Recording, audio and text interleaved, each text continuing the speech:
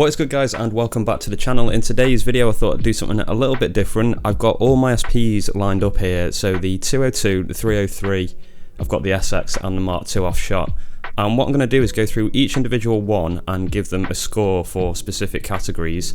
Now what I hope this does is, it's just a bit of fun really, but also those of you that are looking to get into the SP game and looking at all the different versions, you may want to know what some of the key differences are between them, so hopefully this video will help with that. But yeah, I don't have every single SP, these are just the ones that I own, and obviously these are just my opinions as well, so I'd love to hear your feedback on all these points in the comments. So as soon as you hear something you want to talk about, make sure you tag the time that I say it and then leave a comment so I know which bit of the video you're referencing. So the four categories I'm going to do are aesthetics, overall functionality, special features, and practicality. I think they're four pretty reasonable categories in order to talk about all these devices, and yeah, I'm going to give them a score for each of those categories, and then at the end I'll add them all up and we can kind of see which one came out the best. So yeah, like I say, just a bit of fun, and hopefully you'll learn something more about each of these devices. I'll also put the timestamps in as well, so don't forget to jog to those if you want to watch about specific devices. Okay, let's start off with the SP202. This is one that I imported from Japan. It's in immaculate condition and I've really tried to look after it. In terms of aesthetic, this for me scores very, very highly. I think this is probably my favourite looking SP. I just love the retro feel to it, and there's a little bit of symmetry going on as well, which I really like. The red against the black just works so nicely, and then the slightly faded buttons as well. All in all, I just think this looks amazing. I love the sharp edges. So out of 10, I'm going to rate each of these categories. I'm going in with a solid 10 for the 202, purely because this is my favourite looking device.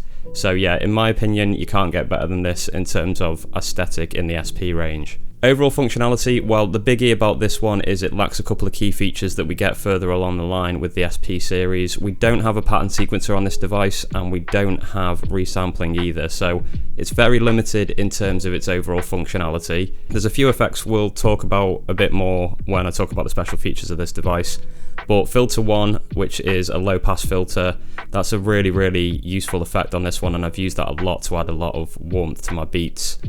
The pitching on this is good as well, but I'll talk about that because that's going to be in special features. But yeah, overall functionality, I think this is quite lacking. It's more of an effects processing unit, to be honest, just for processing samples. So I'll give it a 5 out of 10, and that's because there are some good benefits to this device in terms of functionality, but they're not as good as the ones later in the series. So I think straight down the middle with a 5 is fair for this device. And moving on to the special features, this is going to be high because we've got two things on this which I specifically like. First of all, we've got the different sample rates, so you can choose which rate to sample in at on this device. You've got hi-fi, standard, lo-fi 1 and lo-fi 2. Really, really amazing, and that's pretty much the main reason why you'd want to get one of these devices, because those sample rates are absolutely godly. So that's the main reason why I would use this device, and it's why I still use it, is to just process a sample in, use one of the sample rates to add crunch and dirt, and yeah, then transport that to another SP in order to make a beat. Also as well, the pitch on this is incredible, and before we had a proper pitching MFX on the SP series, this was my go-to, and I always used to pitch stuff down with this. Now with the Mark II, we don't need to worry about that too much, but I can't use that against it because that wasn't built at the time that this was built. So in terms of special features, I'm going to give this an 8. I think it scores very highly because of those sample rates and the pitching. If we forget about the future models, at the time this would have been so useful as a little processing unit, and to be honest, it still is. So overall, the 202 there gets an 8 for the special features. Practicality wise, I would say this is unfortunately going to score quite low. The memory cards are pretty hard to get now, and they're super expensive as well. I think when I've looked, they're almost the same as what I paid for the unit, which is just ridiculous. You can use this without storage, which is good. It's got its own little internal storage, so I just use it for that. It does have batteries, which is good, so you can use it on the move.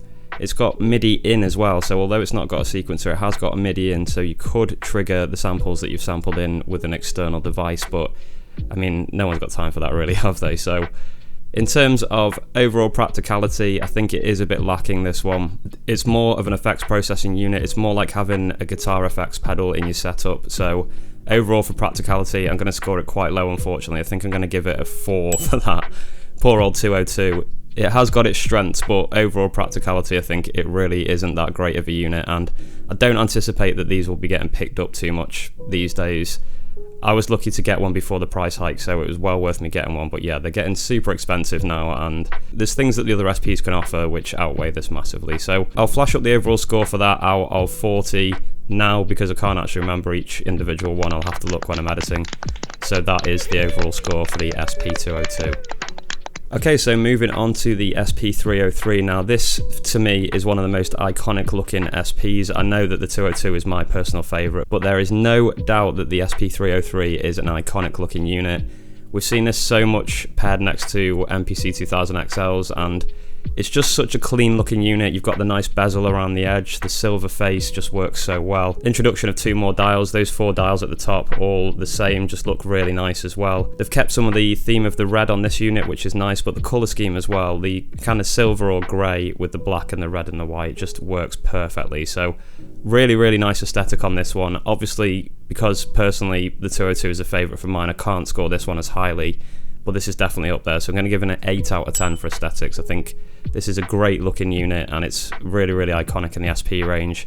But yeah, you can't beat the 202 for me, so a solid 8 for the 303. I think that's a fair score. Overall functionality on this one, well, it's a huge step up from the 202. We've now got 21 effects here and more up here as well, so plenty of effects to be getting along with. This now has resampling, and it also has a sequencer as well, so this is a huge step up from the 202. Can't imagine when this came out, it must have been an absolute revelation to have all these incredible features. So this is very feature packed, but I'll talk about that a bit more in overall practicality, because there are a few issues with this device which make it not ideal, basically. But obviously a massive improvement on the 202. So for overall functionality on this one, I'm going to give it a 6. Now, special features is coming up as well, so that'll score highly in this one, I think. But yeah, in terms of overall functionality, there's a lot more than the 202, but I'll explain a bit more why in overall practicality, why there is issues with this device. Okay, so special features. What do we have on this unit which make it special in some sort of way? Well, I think there's 2 things about this unit. They're kind of the same thing, but one more so than the other. The effects overall, for some reason, just sound absolutely incredible on the 303. They're just really, really buttery, really smooth. Like the isolator, equalizer, just so smooth the way that they work. There are incredible effects on this unit, and they're great for processing samples through. And another special feature, and it's what we all know about this device, it's the vinyl sim compression. So when you use vinyl sim on this device, the left hand dial gives you a compressor, and this just works amazingly well. It's probably one of the best compressors on an SP device.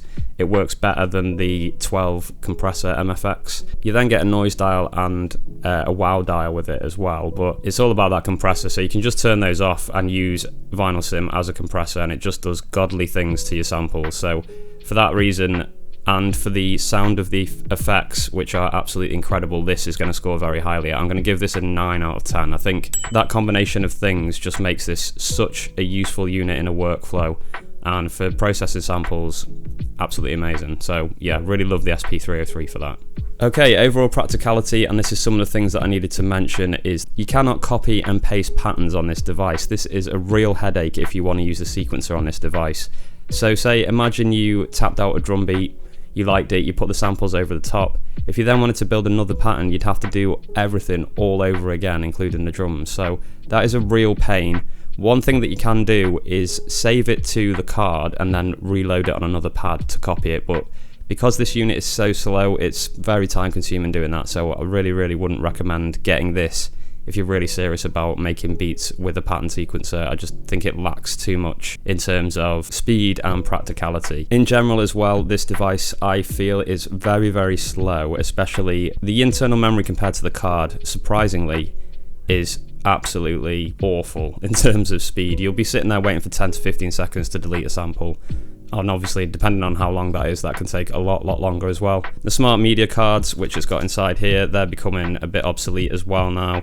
They're hard to use with a computer as well, so all in all, I think the overall practicality for this device is going to score quite low, which is a shame because it's got great features, but there's just a few things about the sort of processing time of samples and that kind of thing that make it a little bit weak. So overall practicality, I'm going to say for this one, is going to be a 6. It's definitely an improvement on the 202, but there's still a couple of things lacking which make it quite difficult to use as an overall unit. Just if you want to just make beats on this one device, I think it's quite tricky. One more thing I should have mentioned as well is the fact that you only get 8 pads in a bank, and when you've got that in combination with all these features, it just makes making a beat in a bank very, very difficult as well. You very quickly run out of space, so it kind of is 1 beat per setup, if that makes sense. You'd make a beat using all the banks, then you'd have to delete it all or backup save it and then start again to make a new beat. And yeah, overall practicality, I'd give it a 6 out of 10. I think that's pretty much fair for the 303. Maybe could be a 7, somewhere between 6 and 7, I think, for this one.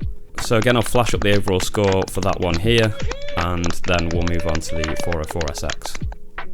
Okay, this is the next device that I own in this range, so I don't have the 404 unfortunately. That's a device that I definitely would like to try at some point because I've heard the effects on that are also very good, very similar to the 303 in that sense, I think, especially the compressor on the 404 OG. So unfortunately, we're going to have to skip that one and go straight to the SX. There's a lot to say about this device. I mean, this was my introduction into the SP world, and it is a fantastic device. There are pluses and minuses for this one, absolutely, and I'll go through all of those now. So let's start at the top. Aesthetic, what do we think about the 404SX?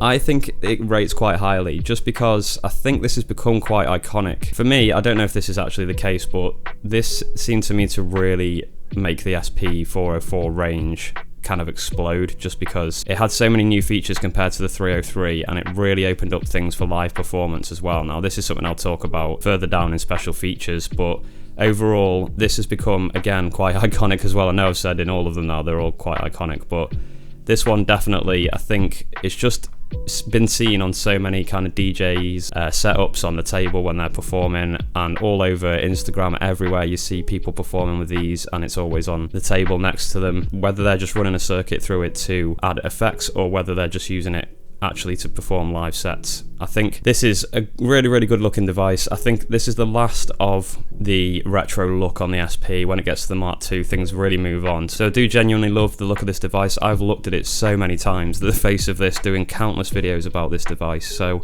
yeah, to me, I really do like the aesthetic of it. I just think it's really simple, it's really to the point. We've got the 4 dials at the top like we did on the 303, just the iconic circle with the buttons around, which to be fair was introduced on the OG, but it's a very, very similar aesthetic to the OG, and I just think there's a few little improvements, and yeah, overall I really, really like the look of this one. So I'm going to put this as a 9. I think that puts it above the 303 and below the 202, because the 202 is my favourite. I think this one now is it's just a perfect look for a device, and then yeah, underneath it, just missing out is the 303, because that's a great looking device as well.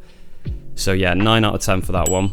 Overall functionality, again, this is another huge leap from the 303. We've got a ton more features available. We've got 24 effects here, and then we've got 5 more across the top as well. So there's so many effects to choose from this device, and that's one of the reasons that makes it so worth having. The buttons are really nice to play. I've upgraded to the fat pads, and that makes a massive difference. I will say that the stock ones are a bit clicky and a bit clunky. So if you can afford to do it, I would strongly recommend updating to these fat pads, which are available from npcstuff.com. They really do make a huge difference. I destroyed all the buttons on mine, and it was basically becoming unusable. But NPC Stuff hooked me up with the fat pad, so thank you very much to them again. I mean, it was quite a few years ago, I think, when they did that now, but yeah, it just meant I could use my device all over again, and it's not too difficult to change them over as well. I did a whole video about that too. We've got the SD card upgrade on this, which I think is a massive thing. It just makes the processing of samples a lot quicker, and obviously just absolutely transforms the storage that you can have on this device. So up to 32 gigabytes of storage, which we can do backup saves to and load data from. And as well as that, the pads themselves basically take an unlimited amount of sample time. Now, this is something I'm going to talk more about in special features, but it just opened the game up basically for live performance with this device. We've got the sequencer, we've got resampling as well, which is pretty powerful. There's some limitations with polyphony, but you can do resample beats on this device just about. And the pattern sequencer is okay. There's a few quirks to it that you have to get used to and spend a bit of time with, but overall I'd say it's definitely usable to make full beats with. The only problem with this device really is getting beats out of the unit. You do basically just have to record it out live with either a portable device or straight into your computer. Or, you know, a lot of people just use these for processing effects as well, so you could go along that path if you wanted to. So overall functionality, I think I'll give this an 8 out of 10. It's got basically everything you need to make a beat apart from exporting the actual sample.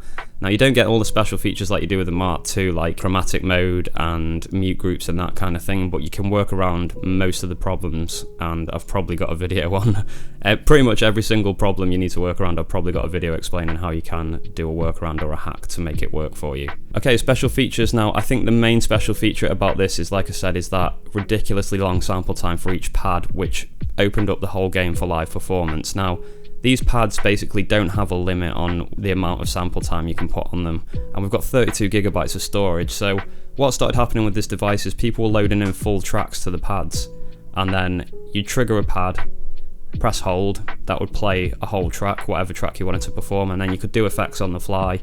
I've done this countless times with live performances, loaded up all my banks and used special effects, sound effects down at the bottom, and then I've got my tracks up on the top. So this really opened the game up for live performance, and I think that's the main special feature about this. The effects obviously as well, I mean that's not too much of a change from the OG. The storage is more the big thing about this one, I think, but it is amazing to have these 24 effects and the rest of them on top of here as well. So there's plenty to be getting on with there. I wouldn't say that's a special feature actually, to be honest, but yeah, I think the main special feature about this is the fact that there's so much storage and the fact that you can put basically any amount of length of sample on these pads. So special features, in all honesty, actually doesn't have that many, because there was only a few tweaks from the OG, and otherwise, yeah, this is kind of like just a slightly tweaked version of the OG, really. You can copy patterns on this one, which is very, very useful. I think that's probably something that should go into this category as well, actually, because that's the first time we could do that on this device. So all in all, I'd probably give this a 6. I think it's lacking a bit in terms of being really special for something. All the other devices kind of have something they're really special for, but I don't think the SX does, apart from how I mentioned the storage. So I'm actually I'm gonna say 6 for that, and I think that's quite a kind 6. I think this could actually be a 5, just because special features wise there isn't really that much going on with it. Practicality, the last one, this is amazing for that. You've got the batteries, which is really useful. They last for a very long time. We've got the long sample rate, we've got the pattern sequencer, and you can copy patterns. We've got resampling, we've got all the effects. So I think practicality wise, this does score quite highly. I'm going to give this an 8 out of 10 for that. I think there's a lot of stuff going on with this device, which means full beat making is relatively straightforward to do. I say that with a slight smirk on my face, but if you know the SX, you know the capabilities of it. And yeah, so I think practicality overall, I'm going to give that a 8 out of 10. I think because of the storage, the effects, all those things that I've mentioned, I think that deserves to score quite highly, so I'm going to give it an 8. So the overall score for the SX is this. Basically my whole channel was built around this device, and I owe a lot to the SX. It's been a very trusty unit for a very long time. Okay, last but by no means least, we've got the latest addition to the SP world. It's the Mark II. Now, there's going to be a hell of a lot to talk about with this. I don't want to go into too much detail about this device because this has been a huge focus point of this channel for the last couple of weeks. So I don't want to continue talking about this all the time and constantly and just forgetting about the other devices in the range. So I'll go into a little bit of detail about this, but I don't want to go too crazy. So aesthetic wise, I have to say that when this turned up, when I first got it off Roland, I just really confused about the way it looked. It was really difficult being on the 404SX and then hop into this. It just kind of looked too modern, and I didn't really get on board with it for a long time. For the first couple of months, I just kept looking at it and thinking, I really don't like the look of this device. It doesn't have much character. It doesn't really look that great. It doesn't look anything sort of unique or interesting. So I was a bit down when I first got it, but I will say it has grown on me, and I think Roland had to take it in that direction. They had to make it look a bit more modern, basically. They couldn't have gone for the retro look again. I know the NPCs did a really good job of doing that by just using the old colours, which, to be honest, they have done with this device as well. I mean, I know I've got a skin on here, but they've kept with the same sort of silver as the SX. So it has got that similar aesthetic to the SX, but yeah, I just think it looks a little bit too modern, so I'm going to score this one a 6 out of 10 for looks. Obviously, you still got the iconic circle with the 6 buttons at the top, the 4 dials, and just a very sort of compact and nice shape, but overall, I don't really dig the vibe of this one in terms of looks as much as the others in the series, or as much as the others that I own. So yeah, gonna give this one a 6 out of 10 for that. Overall functionality, it's 10 out of 10. There's no question about that. It's just way better than any of the other devices in the range. It's just absolutely supercharged, full of features. And if you go back and look at my videos about the Mark II, you'll understand what this thing can do, particularly since the 2.0 update. This has just transformed this device. So we've got everything we want. We've got loads of effects. We've got the pattern sequencer, we've got mute groups, chromatic mode, resampling. I mean, the list just goes on and on and on with this device. There are so many features, all built for people that want to make beat-based music, envelopes, chopping. We've got the introduction of being able to see the waveform on the screen. We've got a digital screen for the first time as well, which is super handy. So yeah, it's an easy 10 out of 10 for this one. Overall functionality is just absolutely off the chain with this device, considering the size of it. Special features, I think there's a few things to mention on here. Mute groups was a massive one. I think the USB connectivity is absolutely huge. It's just been so useful for me, especially if you sample a lot from your computer, which I do. You can just send the audio straight to your device and you can be sampling straight away with no audio interface required. You can actually use this as an audio interface, which is amazing. And I think that another thing as well is the update and the software. I think because now we have access to be able to get new updates from Roland, that really does kind of open up the world of beat making for this device, because we have no idea what Roland could be working on. There could be all sorts of fantastic updates on the horizon for this device. We have to just wait and see, but there's so much scope for this. There's new effects that could be on the way, new workflows. They could completely re-engineer everything if they wanted to at some point. So I think look out for the big updates like 2.0, 3.0, 4.0, however far it ends up going. The incremental updates are usually just small things, but when you hit a milestone like a round number, you can expect there's going to be some big features. So in terms of 2.0, that update was just absolutely mental. We got so many new things. We've got the step sequencer, which is another new feature that none of the other devices have. So special features wise, I think the USB connectivity and the fact that we have this kind of dynamic software situation where it can be updated, they're the special things about this. Obviously, you know, all the features as well, just the fact that this is absolutely supercharged now, that makes it special in itself, just because it's got so many features compared to the other devices. There's a lot going on with this. I don't think there's anything which you would grab it for and say, I need the Mark II for this effect, but overall as a package, it is amazing because it's got everything you need, basically. I know that's kind of sounds a bit contradictory, but I hope you understand what I mean in terms of there's nothing outstanding, like there's not one specific effect which is just like absolutely incredible on this device, but it's just the fact that it's got all the features available, I guess. So yeah, I don't want to score it a 10 because it just hasn't quite got that certain one thing that scores very highly, which makes it score very highly. It's just the combination of a lot of different things on this one. So special features is basically the fact that it is the Mark II. So I think I'll probably say this is an 8 again, because obviously I can't rate it down too much because there's just so many features on this.